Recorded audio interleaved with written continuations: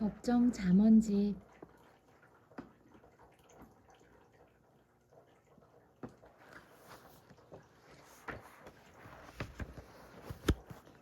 사는 일이 시가 되게 하라.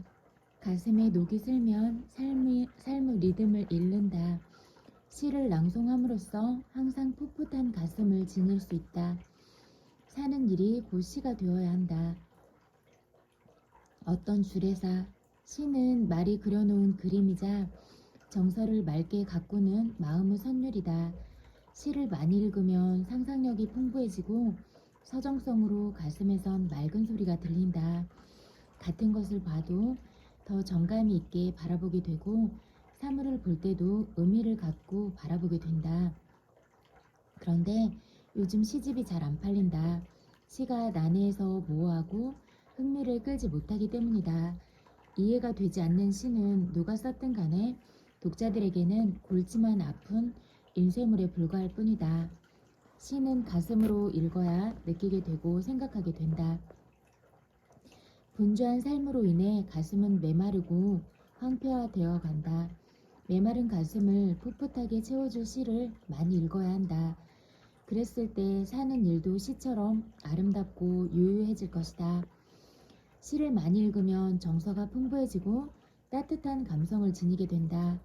이런 마음을 갖게 되면 삶을 아름답고 풍요롭게 사는 데 도움이 된다. 시를 많이 읽고 사는 일이 곧 시가 되게 하라. 순간순간을 잘 살아가기. 오랜만에 차 안에서 전에 듣던 음악에 귀를 기울이고 있으니 울컥 눈물이 났다. 건강을 되찾아 귀 익은 음악을 다시 들을 수 있고 손수 채소를 가꿀 수 있다는 사실에 그저 고맙고 고마울 따름이다. 그리고 내 몸이 성했을 때 순간순간을 잘 살아야겠다는 생각이 차올랐다. 다시 채소를 가꾸며 순간순간이 모여 분이 되고 시간이 되고 하루가 완성된다. 그렇기 때문에 순간을 소홀히 여기게 되면 그날 하루는 그만큼 낭비의 삶을 살게 된다. 그런데 시간의 중요성을 잊고 살다가도 몸이 아프고 나면 시간을 잘 써야겠다는 생각이 든다. 아프면 하고 싶은 것도 못하게 된다는 것을 뼛속까지 깊이 느꼈기 때문이다. 예로부터 시간을 잘 쓰는 자는 자신이 원하는 삶을 살았고 시간을 못 쓰는 사람은 삶을 낭비하며 살았다. 몸이 건강할 때 더 열심히 나를 살아야 한다. 그러기 위해서는 순간순간을 알차게 보내야 한다. 그렇다. 시간은 자신을 잘 쓰는 자에게는 반드시 그 대가를 지불해 준다는 것을 잊지 마라. 인생을 잘 사는 사람은 순간순간을 알차게 살아간다. 그 순간순간이 모여 알찬 삶을 이루기 때문이다. 행복한 인생이 되고 싶은가? 그렇다면 순간순간을 알차게 살아라. 새날 새 시간을 잘 맞아들여라. 새날이 시작되는 이 거룩한 시간을 어떻게 맞이하느냐에 따라 그 삶은 달라진다. 풍요로운 아침, 첫 마음이 중요한 것처럼 새해가 시작되는 새날은 그 해를 살아가는 데 있어 매우 중요하다. 새날을 잘 시작하면 그 해 바라는 일이 잘 될 거라는 생각이 든다. 물론 이는 어디까지나 기분상은 문제지만 그렇게 한다는 것은 스스로를 굳고 단단하게 만들어주기 때문이다.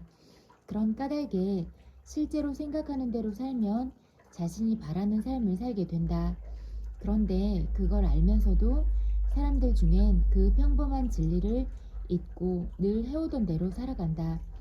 작심삼일이란 말이 그냥 생긴 말이 아니라는 걸 잘 알게 한다. 시간 보기를 황금같이 해야 한다. 시간은 곧 목숨이며 돈이며 삶이다. 시작이 반이라는 말처럼 새해 새날을 잘 시작하는 당신이 되라. 그렇게 하면 반드시 당신이 원하는 것을 얻게 될 것이다. 매일매일을 새날을 맞듯 살아가기 위해서는 정결한 마음으로 기도하듯 받아들여야 한다. 정성이 깃든 새날은 삶을 풍요롭게 해준다. 그렇다. 날마다 정성을 다하는 마음으로 아침을 맞이하라. 그냥 받아들여라. 행복할 때는 행복에 매달리지 말고 불행할 때는 이를 피하려 하지 말고 그냥 받아들이라. 그러면서 자신의 삶을 순간순간 지켜보라. 삶의 기술. 살아가면서 뜻한 일이 잘 되면 감사한 일이나 잘 안 되면 무리를 가해서라도 억지로 하려는 경우가 종종 있다.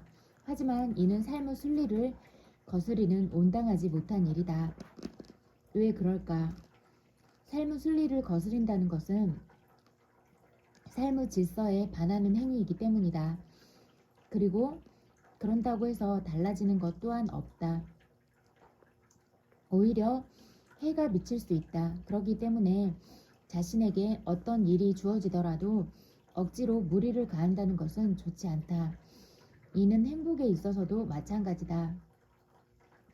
행복할 땐 행복을 느끼며 자신을 즐겁게 하되 더 많은 행복을 바라지 말고 불행하다고 느낄 땐 불평불만을 토로하지 말고 또한 피하지도 말고 그냥 받아들여라. 그리고 주어진 상황에서 자신이 할 수 있는 최선의 방법을 찾아 차근차근 행하다 보면 보이지 않던 행복이 활짝 열릴 것이다. 행복할 땐 행복에 감사하되 행복이 떠날까봐 전전긍긍하지 마라. 어려운 일이 닥칠 땐 두려워하지 말고 받아들여라. 그러고 나서 주어진 상황에 최선을 다하라. 때가 이르면 모든 것이 평탄해질 것이다. 평탄케 될 것이다. 경청의 미덕. 요즘 우리는 남의 말에 귀 기울이기보다는 자기 말만을 내세우려고 한다. 언어의 겸손을 상실한 것이다. 잘 들을 줄 모르는 사람은 잘 들을 줄 모르는 사람과는 글씨 연결이 틀렸어. 좋은 만남을 갖기 어렵다. 다른 사람에게도 말할 기회를 주어야 한다. 과속 문화에서 벗어나기. 하버드 대학 로스쿨 교수로서 로서 피셔는 상대방의 말을 잘 들어주는 것에 대해 이르기를 상대방의 말을 주의 깊게 들어야 한다는 것을 잘 알고 있지만 실제에 있어 그렇게 하기란 쉽지 않다. 중요한 협상을 할 때는 더더욱 그러하다. 그러나 상대방의 말에 집중해서 듣는다면 상대방의 생각의 흐름을 이해할 수 있고 상대방의 감정까지 알 수 있으며 무슨 말을 할 것인지도 짐작할 수 있다.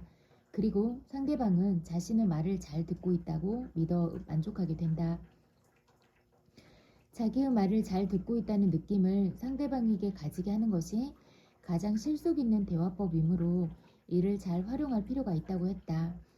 로셔 피셔의 말처럼 상대방의 말을 잘 들어주는 것은 말을 잘하는 것보다 더 실속 있는 대화법이다. 상대방에게 좋은 이미지를 심어주고 좋은 관계를 맺기 위해서는 상대방이 말하도록 배려하고 잘 들어주라. 남의 말을 경청하면 좋은 사람으로 평가받음으로써 좋은 사람을 만나게 된다. 그것이 곧 경청의 미덕인 것이다. 경청하라. 경청은 최고의 대화법이다. 모의 자연을 따르는 삶. 강물의 흐름도 굽이굽이 돌아가면서 흘러야 요속을 억제할 수 있는데 강바닥을 돌까지 있는 대로 걷어내고 직선으로 강둑을 쌓기 때문에 강물은 성난 물결을 이루면서 닥치는 대로 허물고 집어삼킨다. 물난리 속에서 도가의 청시자인 노자는 이르기를 단단한 돌이나 쇠는 높은 데서 떨어지면 깨지기 쉽다. 그러나 물은 아무리 높은 곳에서 떨어져도 깨지는 법이 없다. 물은 모든 것에 대해서 부드럽고 연한 까닭이다. 저 골짜기에 흐르는 물을 보라. 그 앞에 있는 모든 장애물을 만나면 스스로 굽히고 적응함으로써 줄기차게 흘러 바다에 이른다.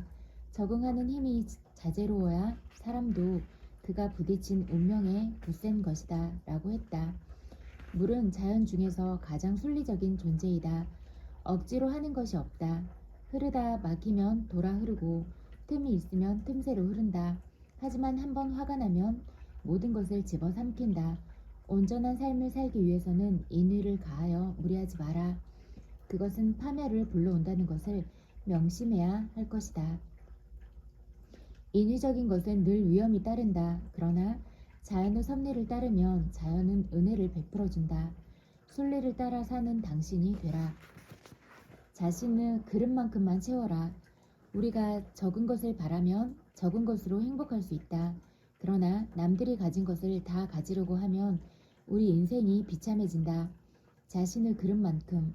공자가 제자들과 노나라 환공의 사당을 참배할 때 이상하게 생긴 병이 있어 물었더니 사당지기가 환공이 살아생전 좌우명으로 삼았던 그릇이라 말했다. 그러자 공자는 제자를 시켜 병에 물을 채우게 했다. 물이 조금 들어가자 곧 병이 기울어졌다. 그런데 중간쯤 되었을 때 병이 곧게 섰다. 그리고 병 주둥이까지 채우자 또 다시 병이 기울어졌다. 이는 무엇을 말하는가? 이 이야기는 모자람도 넘침도 온전하지 않다는 것을 말함과 동시에 적당한 것이 온전하다는 것을 일깨운다. 그렇다. 자기에게 필요한 만큼만 있으면 된다. 더 많이 가지려고 하니까 문제가 생기는 것이다. 이를 늘 마음에 새겨 넘침을 경계하라. 사람에겐 저마다의 그릇이 있다. 그런데 자신의 그릇보다 더 채우려고만 하면 있는 것까지 잃게 된다. 자기 분수에 맞게 살아야 한다. 그래야 원만한 삶을 살게 됨으로써 행복할 수 있다. 말 한마디에 인생이 바뀐다. 그대가 서 있는 바로 그곳에서 자기 자신답게 살고 있다면 그 자리에 좋은 말씀이 살아 숨쉰다. 좋은 말씀을 찾아. 말 한마디에 인생이 바뀐다. 특히 자신에게 꿈과 용기를 주는 말은 그 무엇보다도 큰 힘이 된다. 미국 존스 홉킨스 대학 설립자인 윌리엄 오슬러는 평범한 의학도였다. 그랬던 그가 좋은 글, 말에 감명받아 인생의 목표로 삼은 끝에 자신의 삶을 멋지게 이룰 수 있다. 그에게 감동을 준 글은 영국의 역사가이자 비평가인 토머스 칼라일의 우리들의 중요한 임무는 희미한 것을 보는 것이 아니라 가까이 있는 분명한 것을 실천하는 것이다 라는 글이다. 이처럼 좋은 글 말은 인생을 바꿀 만큼 강한 메시지를 담고 있다. 자신이 자신답게 살고 싶다면 자신에게 꿈을 주고 용기를 주는 글 말을 마음에 새겨 열정을 다 바쳐 노력하라. 한마디의 말은 인생을 바꾸는 힘이 있다. 말 속엔 우주 에너지가 흐르기 때문이다. 자신답게 살면서 자신에게 힘이 되는 말을 가슴에 새겨 실천하라. 자기 자신과 쉽게 타협하지 마라. 세상과 타협하는 일보다 더 경계해야 할 일은 자기 자신과 타협하는 일이다. 스스로 자신의 매서운 수정 노릇을 해야 한다. 행복의 비결. 공자는 이르기를 자신에겐 엄정하고 타인에게는 관대하라고 했다. 공자가 이렇게 말한 것은 대개의 사람은 자신에게는 한없이 관대하기 때문이다.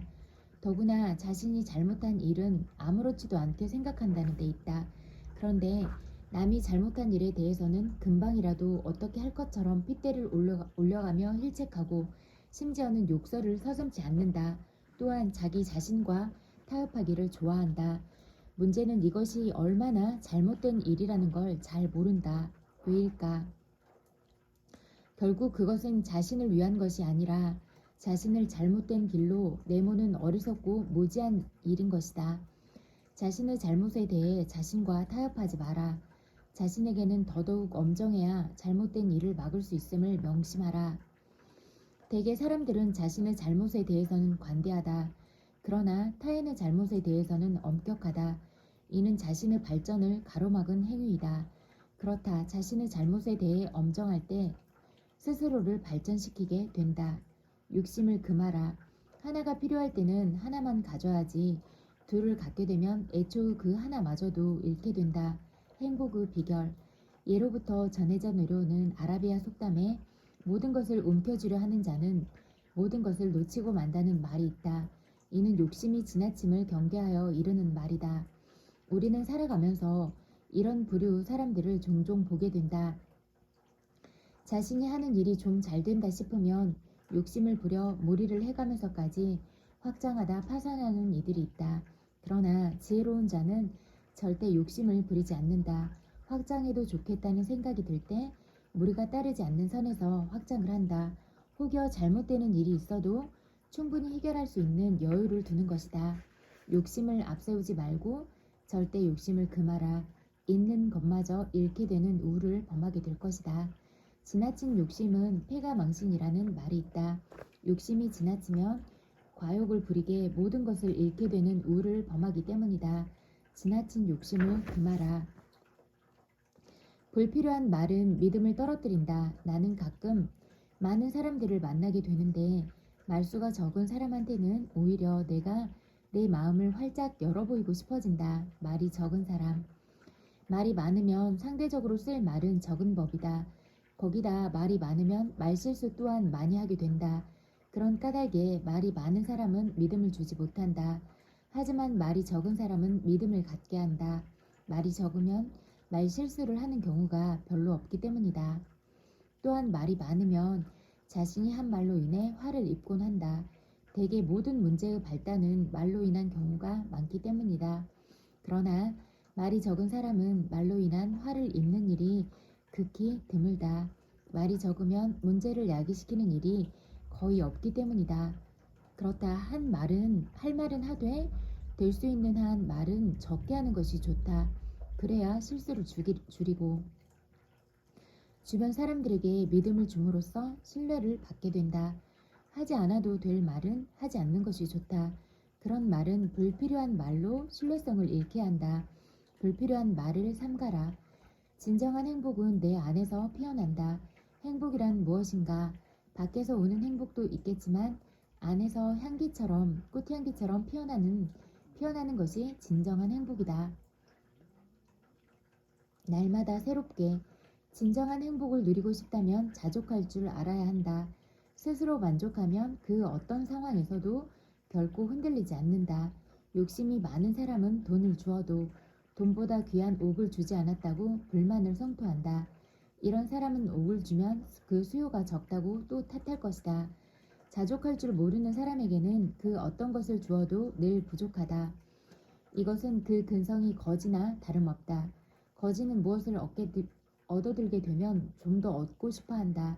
마음이 풍족하면 비록 헝겊 누더기를 입고도 따뜻하게 생각하고 푸성기로 밥을 먹어도 맛있다고 한다. 인생을 즐기고 풍족하게 산다는 것에 있어서 그 어떤 왕후, 왕족, 귀족보다도 풍족한 사람이다. 책은담에 나오는 말로 돈이나 보석으로는 절대 행복할 수 없다. 진정한 행복은 스스로를 즐겁게 하고 마음을 풍족하게 함으로써 얻는 인생의 보석이다. 진정한 행복은 스스로를 즐겁게 하는 데서 온다. 스스로를 즐겁게 함으로써 자족하라. 자족이야말로 진정한 행복이다. 진정한 만남이 이루어지는 법. 우주 자체가 하나의 마음이다. 마음이 열리면 사람과 세상과의 진정한 만남이 이루어진다. 인연과 만남. 우주는 사람을 비롯한 이 세상의 모든 생명과 하늘, 바다, 땅 모든 자연을 품고 있는 어머니와 같은 존재이다. 모든 생명들은 우리 우주가 내어주는 생명의 양식을 먹으며 생명을 유지하며 자신의 존재를 확립한다. 하늘과 바다, 땅 등 자연 역시 우주가 품어줌으로써 제 역할을 다한다. 우주 안에서 모든 생명은 하나이며 그것은 하나의 마음으로 이어져 있다. 자연 또한 모든 생명과 하나로 이어져 있어 유대 관계를 형성함으로써 원활한 관계를 유지한다. 우주는 하나의 마음과 같은 존재이다. 그런 까닭에 사람과 세상, 사람과 자연의 만남은 진정한 만남 그 자체라고 할 수 있다. 사람과 사람 사이의 만남 또한 이와 같나니 서로 마음을 잘 통하게 해야 한다. 그랬을 때 진정한 만남이 이루어지기 때문이다. 진정한 만남을 이루기 위해서는 마음을 열고 진심으로 다가가야 한다. 그래야 마음과 마음이 하나로 이어져 하나의 마음을 이루게 된다. 새로운 씨앗으로 거듭나는 삶, 열매를 맺지 못하는 씨앗은 쭉정이로 그칠 뿐 하나의 씨앗이 열매를 이룰 때 그 씨앗은 세월을 뛰어넘어 새로운 씨앗으로 거듭난다. 하나의 씨앗이 열매를 맺지 못하는 씨앗은 죽은 씨앗이다. 그래서 죽은 씨앗은 씨앗으로서의 자격이 없다. 씨앗은 튼실한 열매를 맺어야 씨앗으로서 생명성과 가치를 지닌다. 그리고 나아가 계속 생명성을 이어나감으로써 새로운 씨앗으로 거듭나는 것이다. 나무 또한 마찬가지다. 열매를 맺는 나무는 나무로서 생명성을 지닌다. 하지만 열매를 맺지 못하는 나무는 베어짐을 당할 뿐이다. 신약 성경 누가복음 13장 6에서 9절에 보면 열매 맺지 못하는 무화과 나무 비유가 나온다. 포도원에 심은 무화과 나무가 열매를 맺으면 좋겠지만 열매를 맺지 못하면 찍어버리라는 이야기는 매우 의미 있는 교훈이 아닐 수 없다. 이렇듯 씨앗은 열매를 맺어야 하고 나무도 튼실한 열매를 맺어야 한다. 그래야 새로운 씨앗, 새로운 나무로 거듭나게 되는 것이다. 어려운 상황에서도 기쁨을 잃지 않기. 그 어떤 어려운 상황에서도 생은 소박한 기쁨을 잃지 않는 것. 그것이 바로 삶을 살 줄 아는 것이다. 그것은 모자람이 아니고 가득 참이다. 안으로 충만해지는 일.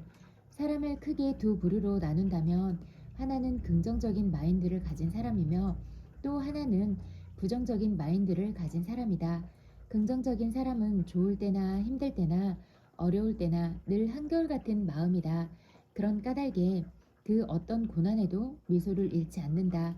이런 마음의 자세가 어려움을 이겨내고 삶을 기쁨으로 이끄는 것이다.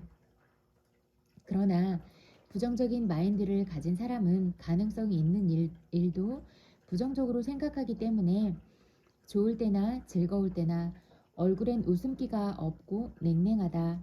이처럼 긍정적인 마인드를 지니느냐 부정적인 마인드를 지니느냐에 따라 엄청난 삶의 결과를 낳게 된다.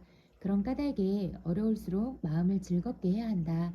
그래야 없는 에너지도 생기는 법이다. 스스로를 즐겁게 하는 것. 이것이야말로 인생을 행복하게 사는 참 지혜이다. 어려울 때일수록 스스로를 즐겁게 해야 한다.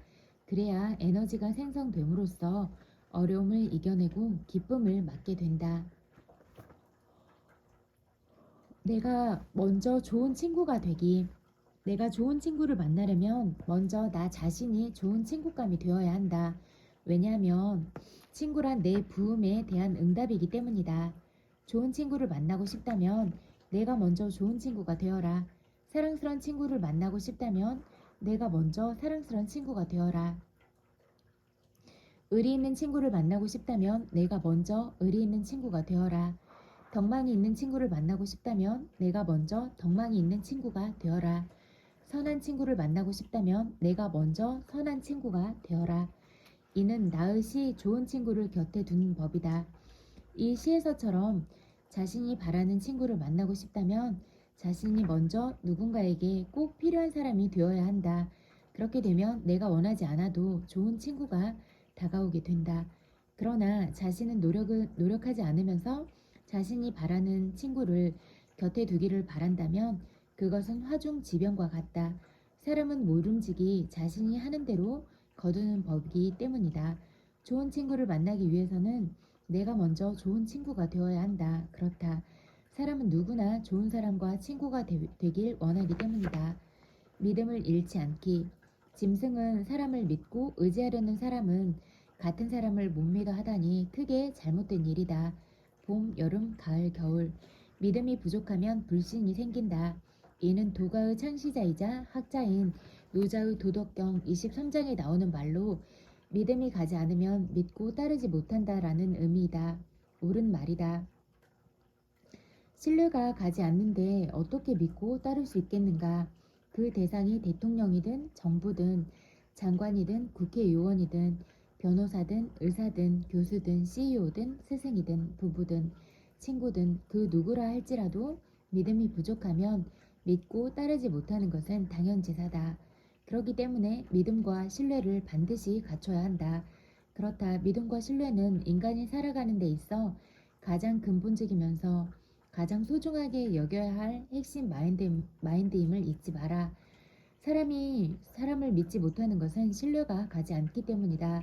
서로가 서로에게 믿음을 심어줄 때 자연스럽게 믿음을 갖게 된다. 나무처럼 너를 살아라. 나무처럼 살 수 있으면 얼마나 좋을까. 이것저것 복잡한 분별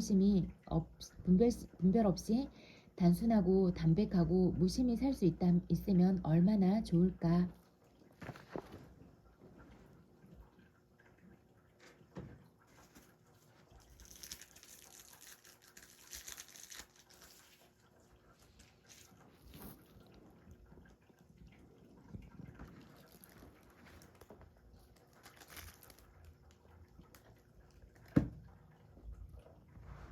자연은 인간에게 무한한 사랑을 베풀어주는 어버이와 같다. 특히 자연 중에서 가장 헌신적인 것은 나무다. 나무는 봄이면 꽃을 피워 향기와 아름다움을 선물한다. 무더운 여름엔 그늘을 만들어 지친 사람들을 쉬게 하고, 가을이면 풍성한 열매를 맺어 나눠준다. 또한 사람들이 필요로 하는 가구와 종이가 되어주고 땔감이 되어준다. 나무는 버려야 할 게 아무것도 없다. 한마디로 철저하게 자신을 내어준다. 나무를 소재한 동화 중 미국 작가 쉘 실버스타인의 동화 아낌없이 주는 나무를 보면, 나무는 주인공의 소년 시절부터 백발이 될 때까지 함께하며 지내온 친구다. 나무는 친구인 소년을 위해 자신의 모든 것을 다 바친다. 참으로 눈물겨운 사랑이 아닐 수 없다.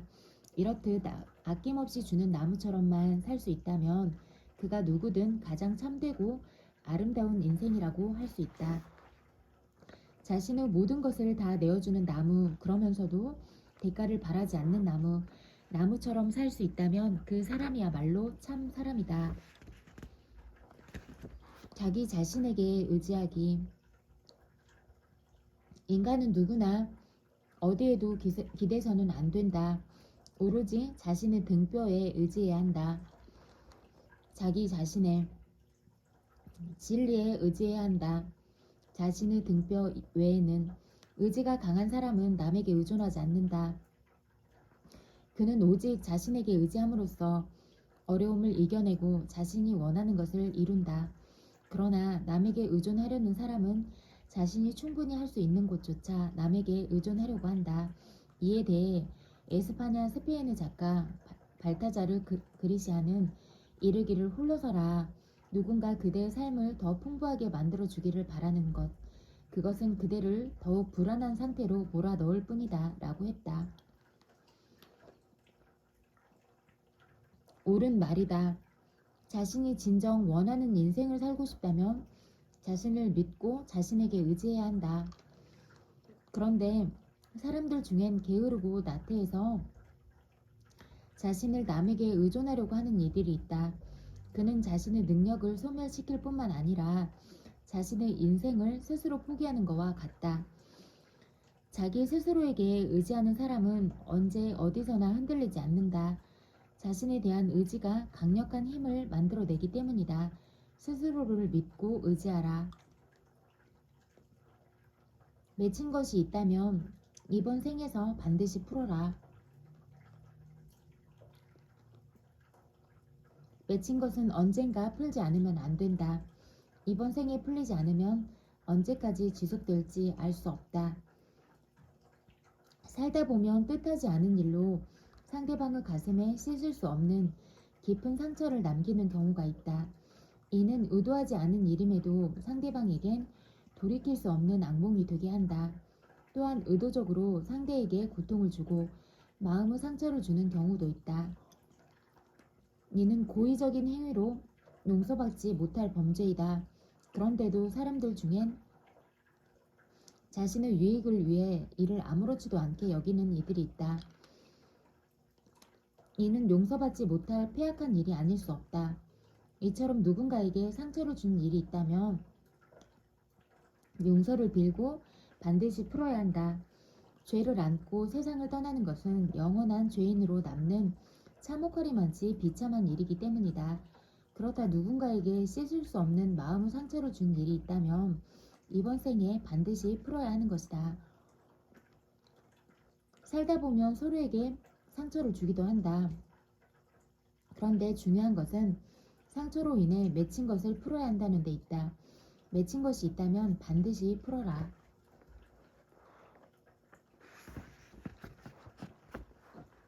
어려움이 있다면 어려움을 딛고 일어서라. 세상살이에 어려움이 있다고 달아나서는 안 된다. 그 어려움을 통해 그걸 딛고 일어서라는 새로운 창의력, 의지력을 키우라는 우주 소식으로 받아들여야 한다. 사는 것은 어려움. 동서고금을 막론하고 자신의 인생을 성공적으로 살았던 이들 중엔 죽을 만큼 어려운 가운데서도 최선을 다한 끝에 존경받는 인물이 되었다. 그들에게 어려움은 반드시 넘고 가야 할 굴레였지만 그들은 피하거나 도망가지 않았다. 그래봤자 자신에게 돌아오는 것은 아픔과 고통뿐이라는 걸 잘 알았기 때문이다. 이순신 장군, 마하트마 간디, 벤저민 프랭클린, 에이브럼 링컨, nel슨 만델라, 미켈란젤로, 베토벤 같은 이들은 고난의 산 증인이라 할 만하다. 이들은 말할 수 없는 역경 속에서도 자신의 신념과 꿈을 위해 자신을 바침으로써 어려움을 이겨냈던 것이다. 그렇다. 어려움이 있다면 피하지 말고 밟고 일어서라. 삶은 그런 자에게 빛이 되어 앞날을 환히 밝혀줌을 기억하라. 살면서 어려움을 만나면 피하지 마라. 어려움과 맞서 어려움을 딛고 일어서야 한다. 그래야 자신이 원하는 인생을 살게 된다. 자기 식대로 사는 법. 자기 식대로 살려면 투철한 개인의 질서가 전제되어야 한다.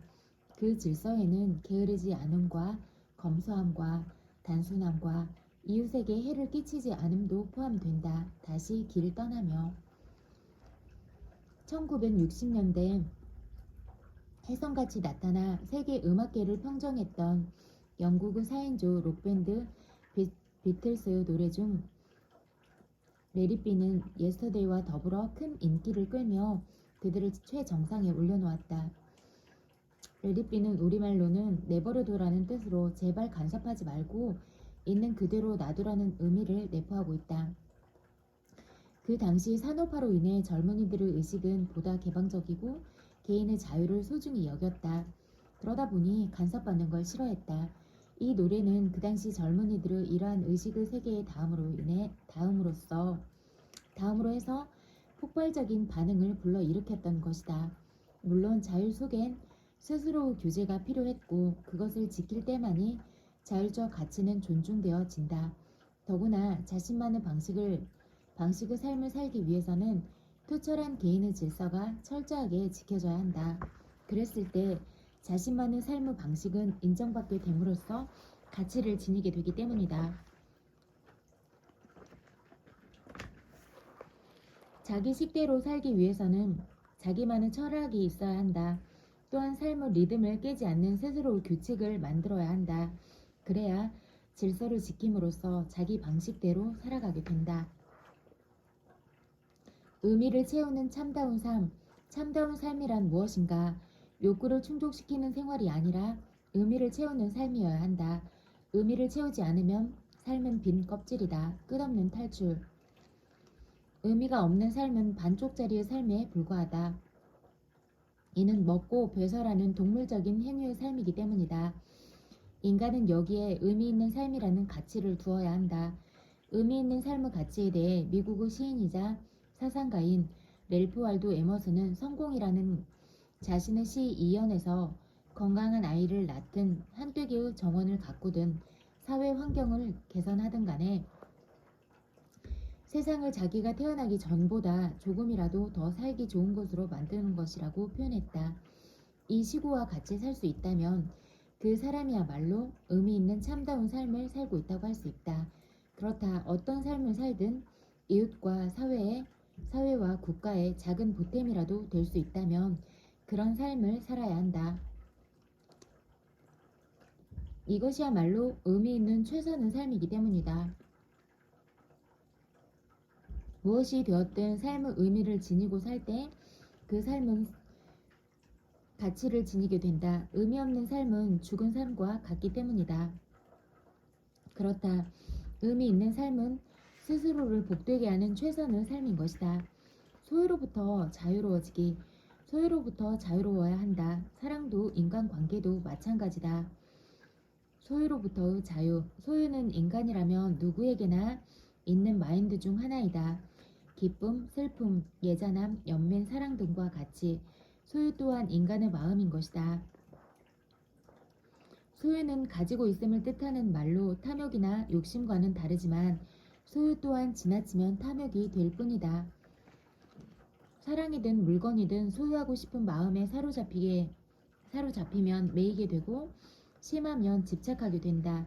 그리고 도를 넘게 되면 통제가 불가능하고 그로 인해 파멸에 이르게 된다. 이처럼 소유욕이란 처음은 잔잔한 바람과 같지만 심하면 태풍과도 같아 걷잡을 수 없는 탐욕에 이르게 된다. 고려 말 충신 최영 장군은 황금 보기를 돌같이 하라고 일러 말했다. 그렇다. 인간다움을 잃지 않으려면 내 분수 안에서 소유하되 소유욕이란 함정에 빠지지 말아야 한다. 소유에 매이게 되면 영혼의 자유를 잃게 된다. 소유욕에 빠짐을 경계하라. 그것은 곧 스스로에게 영혼의 자유를 선물하는 것과 같다.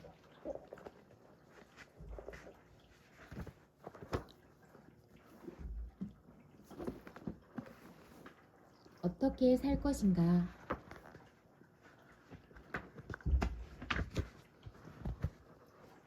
늙어서도 그렇게 샤우팅과 헤드뱅잉을 하면서 살고 싶다고 말한다.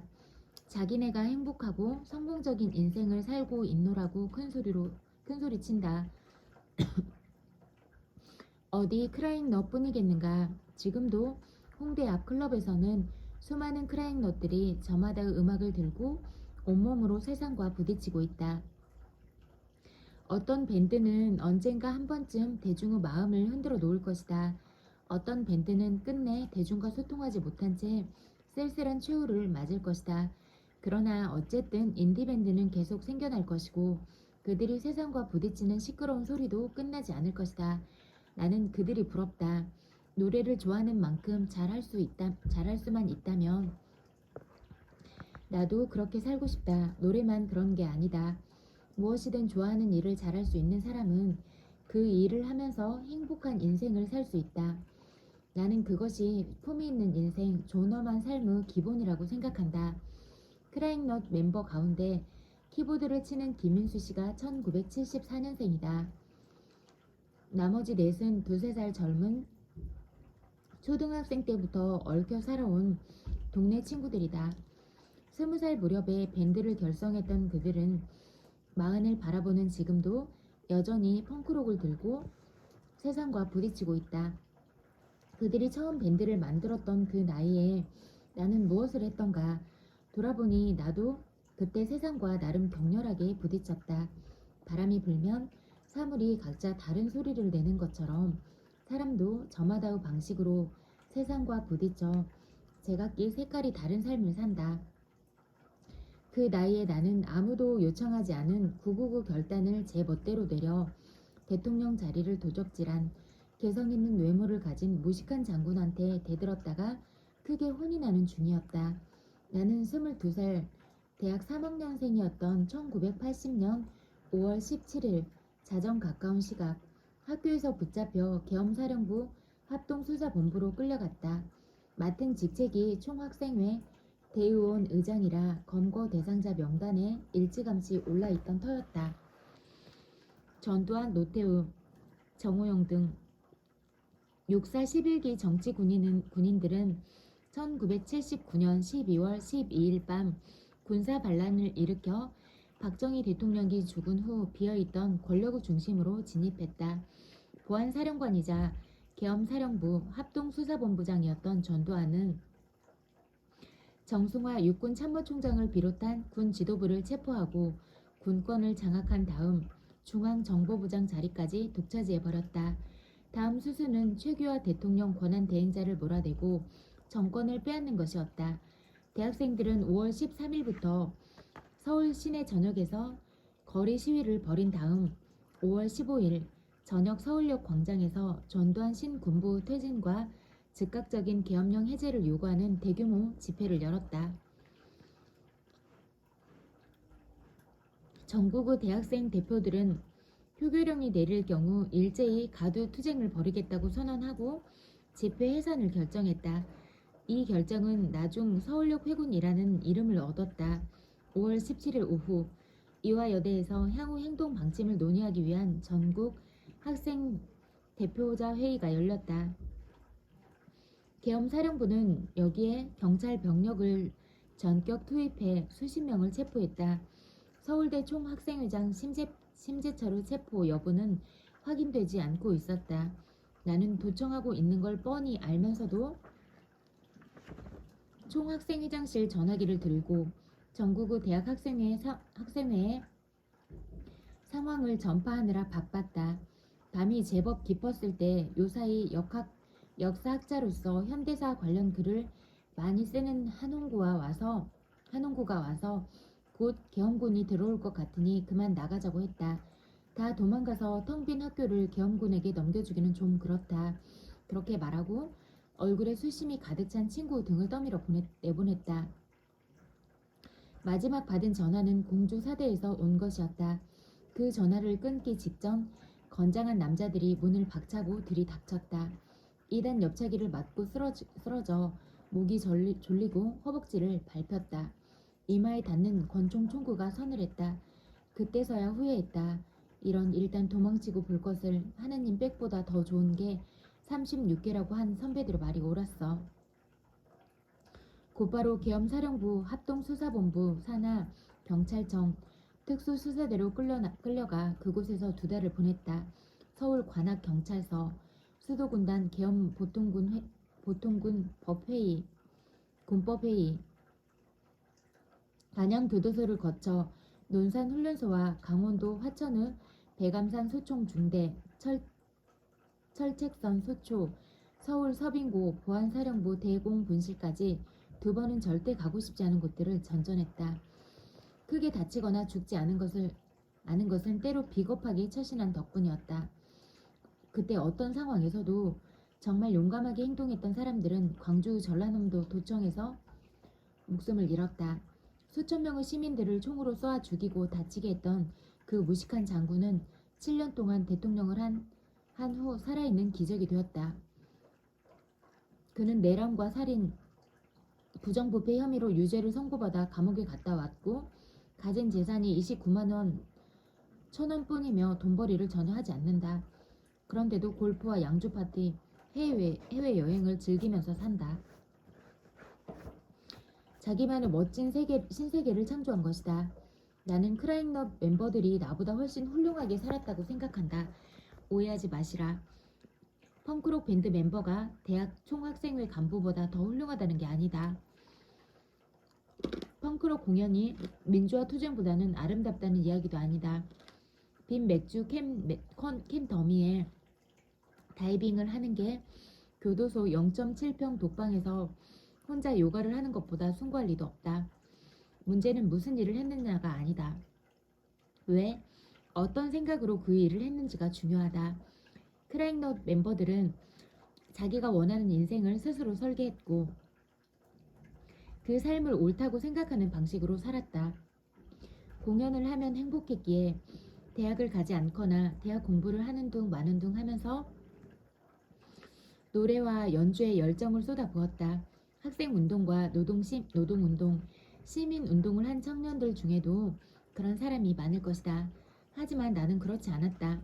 스스로 인생을 설계하지도 않았고 내가 원하는 방식으로 살지도 못했다.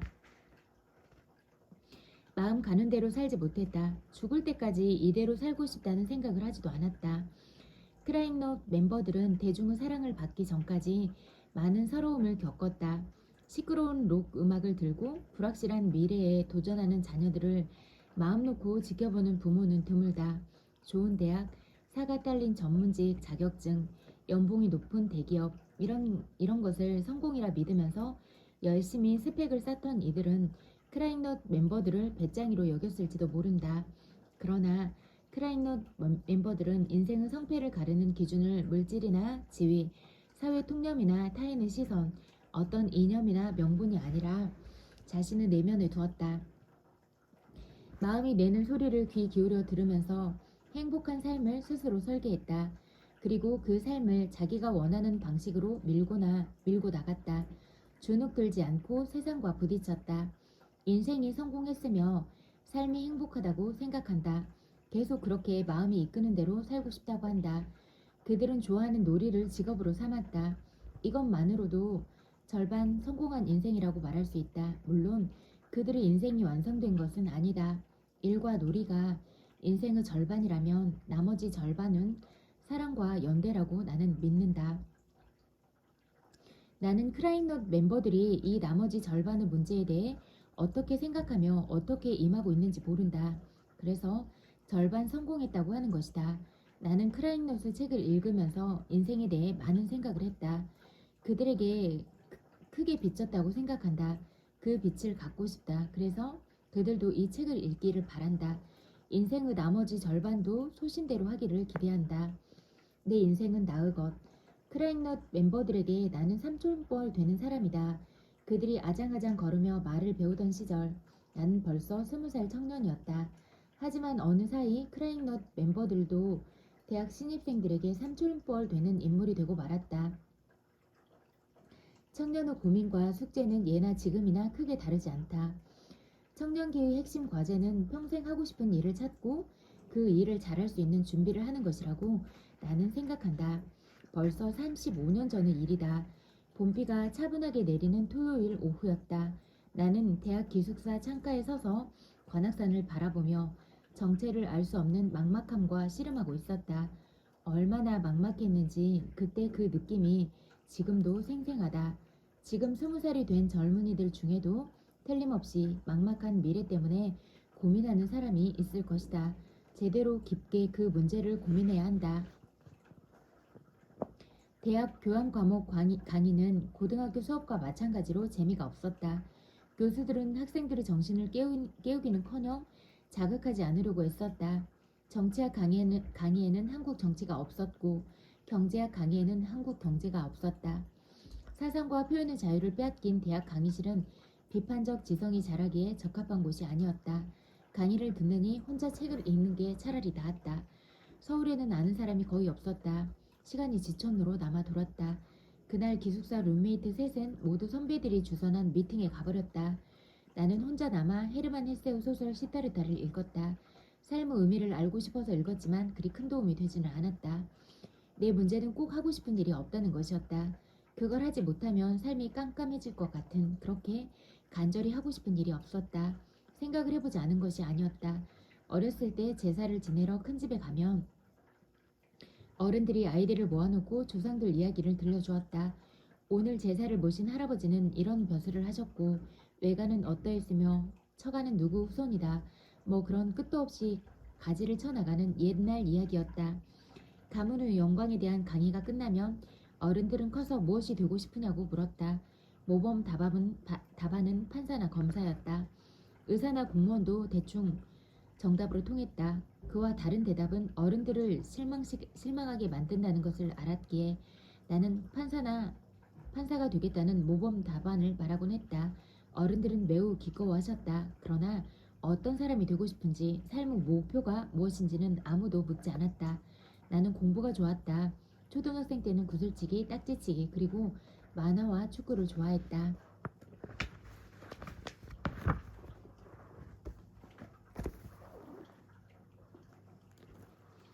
새해가 있는 이유는 매 순간 새롭게 시작하라는 의미다. 어제와 같은 오늘은 없다. 똑같은 경험은 결코 두 번 할 수 없다. 매 순간 전혀 새로운 첫 번째의 경험만 있을 뿐 지난 과거를 내려놓고 매일을 새해처럼 새롭게 시작하라. 새로운 한 해가 시작된다. 보통 우리는 매일 비슷한 일을 반복하면서 익숙함을 느낀다. 익숙하면 거기에 새로움은 없다. 대충 넘기게 된다. 사실 단 한순간도 똑같은 순간은 없다. 그럼에도 매일 쳇바퀴 돌듯 틀에 갇혀 사는 삶은 우리를 깨어나게 하지 못한다. 새로운 한 해와 함께 지나간 과거를 내려놓고 새롭게 시작하라. 지나간 한 해 내가 집착하고 있던 것과 욕망과 죄의식 등을 내려놓음으로써 과거에서 완전히 놓여나 새롭게 시작하라고 새해가 있는 것이다. 과거는 생각 속에만 존재한다. 어제와 똑같다고 느끼는 것은 생각이 만들어내는 가짜 경험일 뿐이다. 실상은 매 순간 이렇게 생생한 새로움만이 있다. 매 순간 새롭고 동시에 단 한순간도 다름없는 한결같은 바탕이 있다. 새해 첫날 아침 일출을 맞이하는 것처럼 매 순간 새로운 하루를 시작해보라.